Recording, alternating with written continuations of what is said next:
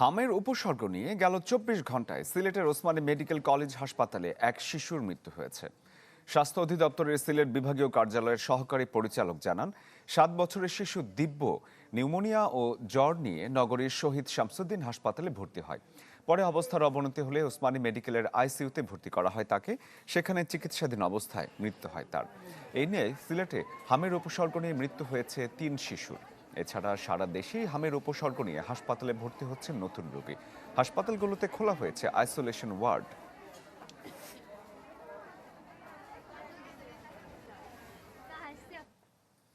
হামের উপসর্গের আরো বিস্তারিত খবর জানাতে ফরিদপুর থেকে সহকর্মী হাসানুজ্জামান যোগ দিয়েছেন এবং ফরিদপুরের খবরই তার কাছে জানতে চাইব। হাসান, সারা দেশেই হামের প্রকোপ বাড়ছে, ফরিদপুরের কি চিত্র?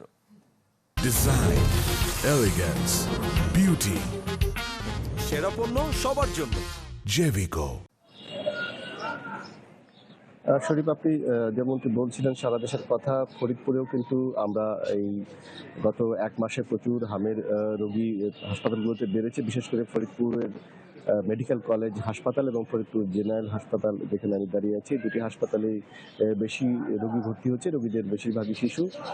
এ পর্যন্ত ফরিদপুরের এই দুটি হাসপাতাল সহ বিভিন্ন উপজেলার হাসপাতালগুলোতে ২১০ জনের বেশি রোগী কিন্তু চিকিৎসা নিয়েছে। তার মধ্যে এই চলতি মাসে ১ তারিখে একজন এবং ৮ এবং ৯ তারিখে দুজন মারা যায়। তারা পাশের জেলা মাদারীপুর এবং রাজবাড়ী বাসিন্দা। এবং আমরা যেটি দেখছি যে ফরিদপুর মেডিকেল কলেজ হাসপাতালে আশেপাশের জেলার রোগীরা বেশি ভর্তি হচ্ছে, যে কারণে সংখ্যাটা অনেক বেশি মনে হয় এবং ফরিদপুর জেলার রোগীরা বেশিরভাগই ভর্তি হচ্ছে এই জেনারেল হাসপাতালে।